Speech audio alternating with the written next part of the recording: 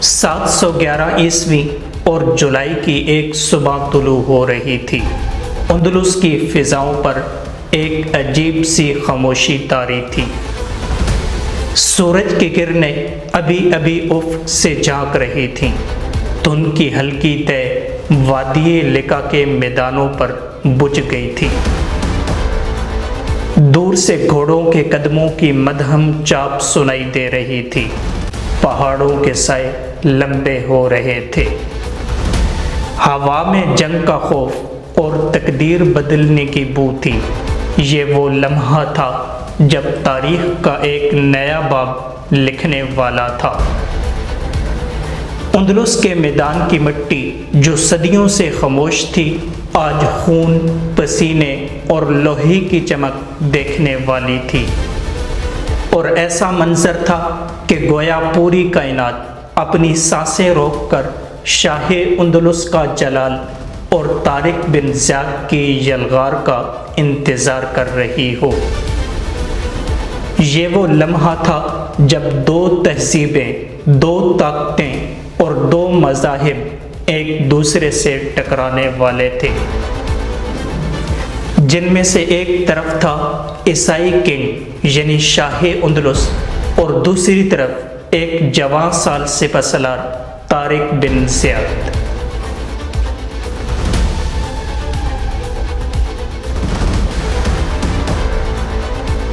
دوستو، وادی لکا کے قریب شاہی خیمہ سب سے بلند مقام پر نصب تھا۔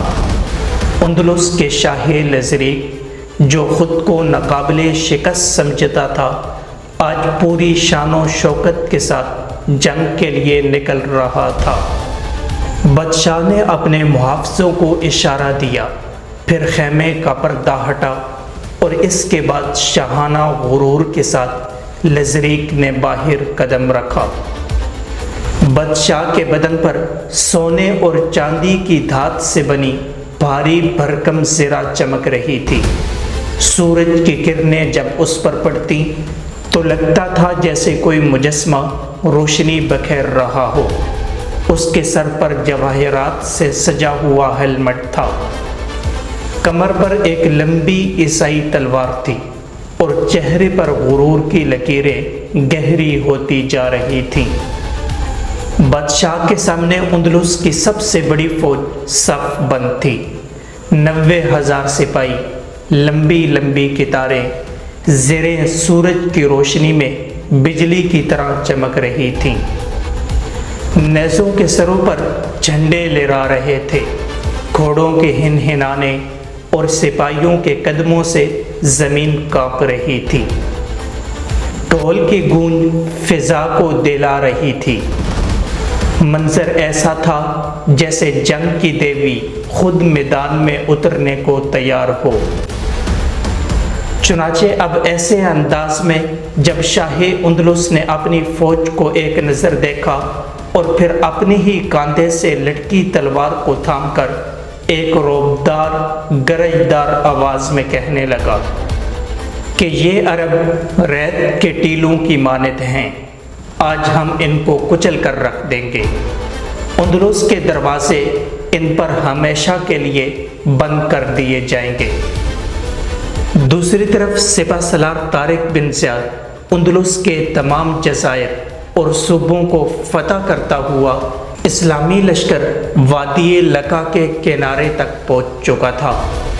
اب نوجوان سپہ سالار طارق بن زیاد کی پیشانی پر سجدوں کا نور اور دل میں آندھیوں جیسا عزم چھپا تھا۔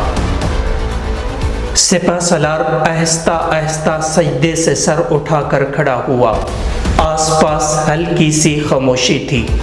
پچھلی رات کی ٹھنڈی ہوا ابھی تک چل رہی تھی، لیکن ہر سپاہی جانتا تھا کہ یہ سکون طوفان سے پہلے کا سکون ہے۔ تاہم سپہ سالار کی نظریں اپنے خیمے کے پردے سے باہر نکلی۔ سامنے 7,000 سپاہی قطاروں میں کھڑے ہوئے نظر آئے۔ سپاہیوں میں سے کچھ کے چہرے تھکن سے اترے ہوئے تھے، تاہم کچھ کے ہاتھوں نے تلواریں تھامی ہوئی تھیں، مگر سب کے اندر شہادت کا الاؤ جل رہا تھا۔ اب سپہ سالار نے آہستہ سے قدم اٹھائے اور اپنے لشکر کے درمیان آ کھڑا ہوا۔ دوسری طرف سپاہی سپہ سالار کو دیکھتے ہی سیدھے ہو گئے۔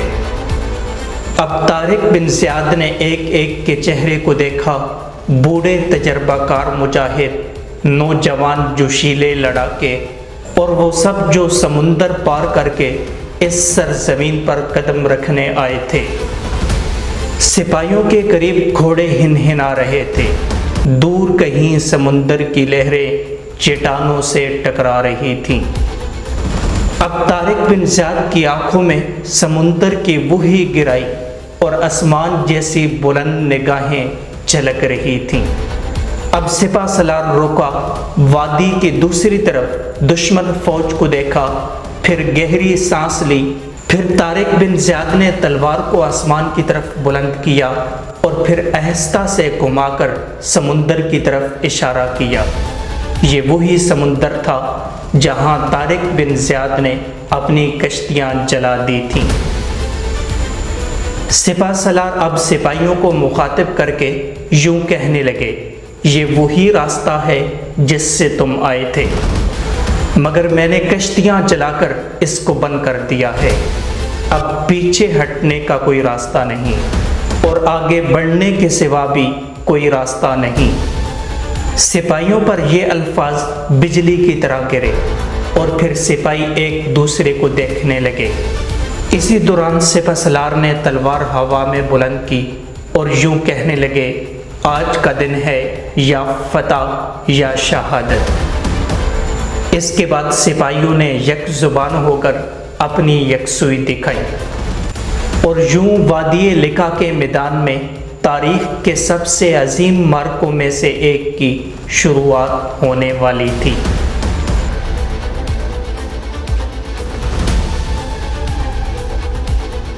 دوستو، اب یہ دن لڑائی کا دن تھا۔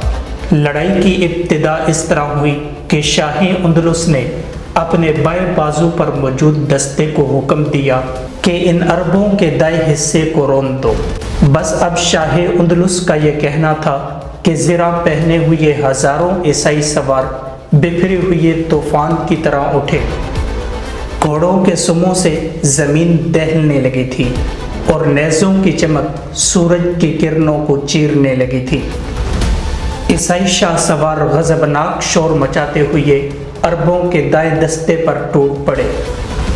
چمکتی تلواریں، نیزے، ڈھالوں کی ٹکر اور زخمیوں کی چیخیں، سب کچھ ایک ہی لمحے میں میدان جنگ کو قیامت بنا گیا۔ عرب گھوڑ سواروں نے پہلی یلغار کا سامنا کیا، تلواروں کے وار روکے، کئی عیسائی سپاہی زمین پر گرا دیے، لیکن دشمن کا ہجوم اتنا بڑا تھا کہ عربوں کی پہلی صف لڑتے لڑتے آہستہ آہستہ پیچھے ہٹنے لگی۔ اب یہ منظر دیکھ کر سپہ سالار طارق بن زیاد کا خون کھول اٹھا۔ پھر سپہ سالار فوراً گھوڑے کو ایڑ لگا کر مرکز کی طرف بڑھا اور پکارا، مرکز کے مجاہدوں، دائیں جانب بڑھو، اپنے بھائیوں کا ساتھ دو۔ اب سپہ سالار کا یہ حکم سن کر ایک نیا دستہ آگے بڑھا اور اس جان بازی سے حملہ کیا کہ عیسائی سوار ایک لمحے کو رکے۔ عربوں کے نئے حملے نے ان کے قدم ڈگمگا دیے تھے۔ اب دونوں فوجیں دائیں محاذ پر بھڑ گئیں، تلواریں بجلی کی طرح چل رہی تھیں، نیزے دل چیر رہے تھے اور گھوڑے زخمیوں کے جسموں پر دوڑتے جا رہے تھے۔ دور کہیں شاہ اندلس لزریق اپنی شاندار رومی بگھی میں بیٹھا دیکھ رہا تھا، جبکہ طارق بن زیاد اپنے گھوڑے پر سامنے سے لڑائی کا مرکز بن چکا تھا۔ تاہم یہ دن ایک آزمائش کا دن تھا، نہ کوئی فیصلہ ہوا، نہ کوئی فوج پوری طرح ٹوٹی۔ شام ہوتے ہی دونوں لشکر تھک کر پیچھے ہٹ گئے، لاشیں زمین پر بکھری رہ گئیں اور وادی لکا کی فضاؤں میں خون کی بو پھیل گئی۔ تاہم آج کا دن صرف آغاز تھا، اصل طوفان کل کو آنا تھا اور دوسرے دن کی لڑائی خطرناک ہونی تھی۔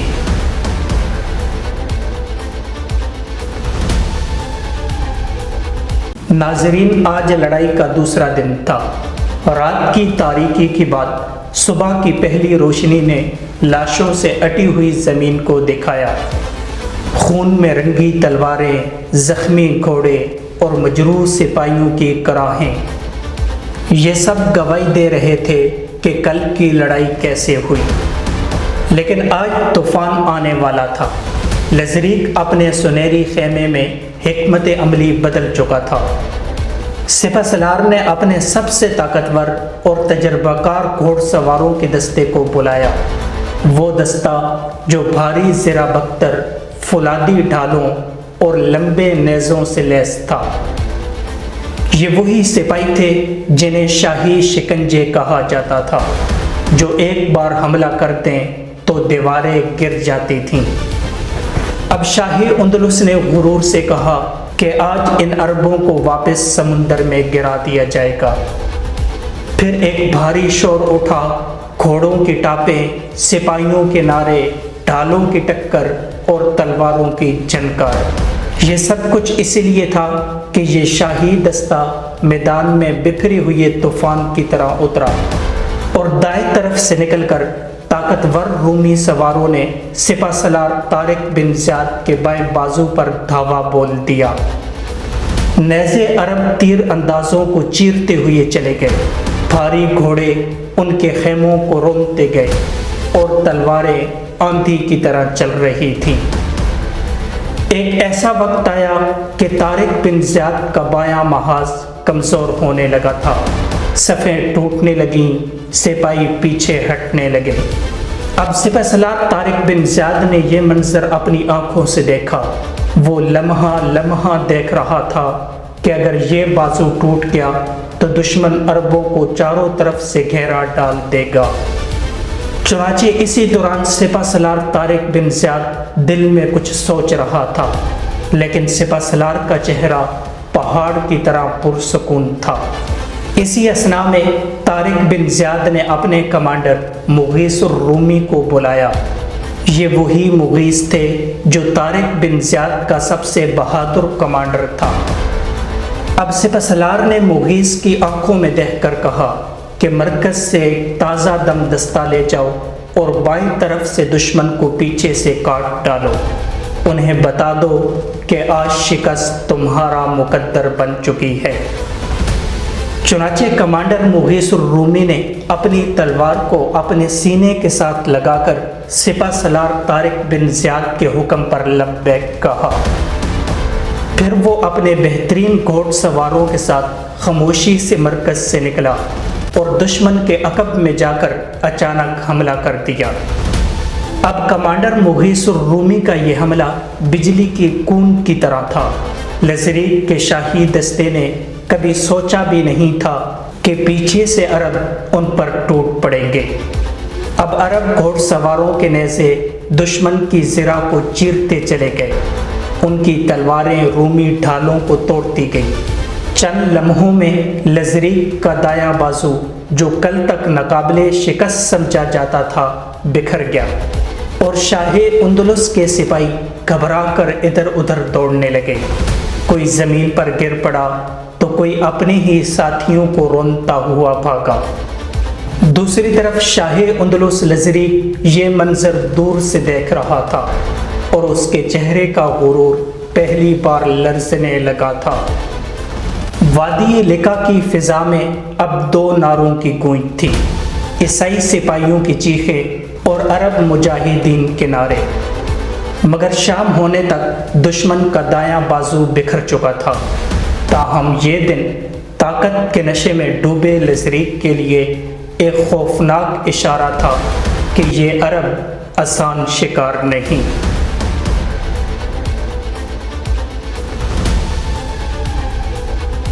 ناظرین، اب یہ لڑائی کا تیسرا دن تھا۔ چنانچہ تیسرے دن شاہ اندلس نے فیصلہ کیا کہ اب عربوں کو ختم کرنا ہی ہوگا، اور ساتھ بادشاہ پریشان بھی ہو رہا تھا کہ عربوں کی اتنی چھوٹی سی فوج آخر شکست کیوں نہیں کھا رہی۔ چنانچہ لزریک بادشاہ نے پوری 90,000 فوج کو ایک ساتھ آگے بڑھنے کا حکم دیا۔ اب وادی میں دھواں اٹھ رہا تھا، گھوڑے پاگلوں کی طرح دوڑ رہے تھے، سپاہیوں کے نعرے گونج رہے تھے۔ عیسائی فوج کی تعداد اتنی زیادہ تھی کہ عرب سپاہیوں پر غلبہ پانے لگی تھی۔ چنانچہ اسی عالم میں عرب سپاہی پسپا ہونے لگے تھے۔ کچھ صفیں ٹوٹ گئی تھیں، تھکن اور خوف نے دلوں کو گھیر لیا تھا۔ اسی وقت سپہ سالار طارق بن زیاد گھوڑے پر سوار ہوا، تلوار بلند کی اور فوج کے درمیان جا کر گرجدار آواز میں بولا کہ اے اولاد عرب، کیا تمہاری رگوں میں خون عرب نہیں دوڑ رہا؟ کیا تم اپنی ناموری کا خاتمہ اسی مقام پر کرنا چاہتے ہو؟ کیا تم اپنے باپ دادا کے نام کو اسی گمنامی کے جنگل میں بدنامی کے ساتھ بدلنا چاہتے ہو؟ کیا تم کو گزشتہ واقعات افریقہ اور شام یاد نہیں رہے؟ کیا تم اپنے خدا اور رسول کے قول کو بھول گئے؟ تم نے اس ملک میں قدم رکھتی ہی اپنی کشتیوں کو جلا دیا تھا اور یہ ارادہ کر لیا تھا کہ یا ہم اس ملک کو جیت لیں گے یا اپنی جان دے دیں گے۔ اس وقت تمہارا دشمن آمادہ جنگ اور تمہاری پشت پر دریا کا شور ہے۔ سواری کے لیے نہ جہاز ہے نہ کشتی۔ ہاں، اگر اس وقت تمہارے بچنے کی کوئی صورت ہے تو وہ ہے صرف تمہاری مستقل مزاجی اور خدا کی مدد اور نصرت۔ اے اولاد عرب، آؤ آگے بڑھو اور اپنے امیر کا ساتھ دو۔ اب یہ کہہ کر سپہ سالار طارق بن زیاد نے اپنے گھوڑے کو میدان کرزار کی طرف بڑھایا، مگر اس سے پہلے طارق بن زیاد نے اپنی فوج کو 3 حصوں میں بانٹا۔ دائیں بازو کے دستے کو حکم دیا کہ دشمن کے بائیں بازو پر چپٹ پڑو، بائیں بازو کو حکم دیا کہ دشمن کے دائیں حصے کو گھیر لو، اور اسی اثناء میں سپہ سالار خود مرکز کے ساتھ لذریک کے مرکز پر حملہ آور ہوا۔ یہ ایک طوفانی یلغار تھی۔ عرب سپاہی اللہ اکبر کے نعرے لگاتے ہوئے اندلس کی فوج پر بجلی کی طرح گرے۔ اب یہ عربوں کا حملہ اتنا سخت تھا کہ شاہ اندلس کے کچھ کمانڈر بطور حفاظت اپنے فوجی دستوں کو ساتھ لے کر میدان جنگ سے فرار ہو گئے، جس کی وجہ سے اندلس کی فوج کے اندر بد اعتمادی پھیل گئی اور صفیں ٹوٹنے لگی۔ اسی کے ساتھ ہی سپہ سالار طارق بن زیاد کے سپاہی دشمن کے قلب میں گھس گئے، شاہی علم گرایا گیا اور اندلس کی فوج پیچھے بھاگنے لگی۔ کہا جاتا ہے کہ لذریک خود بھی لڑائی میں اتر آیا تھا، لیکن جب عرب سپاہی اس کے قریب پہنچے تو وہ گھوڑے سمیت دریا کی طرف بھاگا۔ کچھ روایتیں کہتی ہیں کہ وہ دریا میں ڈوب گیا تھا، مگر کچھ کہتے ہیں کہ وہ میدان چھوڑ کر بھاگ نکلا تھا۔ لیکن اس دن شاہ اندلس کا غرور، اس کی سلطنت اور اس کی طاقت ہمیشہ کے لیے ختم ہو گئی تھی۔ اب شام ڈھلنے تک وادی لیکا خون، لاشوں اور ٹوٹے ہتھیاروں سے بھر گئی تھی، لیکن طارق بن زیاد کے 7,000 سپاہیوں نے 90,000 کے لشکر کو شکست دے کر تاریخ کا دھارا بدل دیا تھا۔ اب یہ وہ دن تھا جس نے اندلس کے دروازے اسلام کے لیے کھول دیے تھے۔ اس کے بعد طارق بن زیاد اب وادی لیکا کی فتح کے بعد اندلس کے قلعوں کی طرف بڑھنے والا تھا۔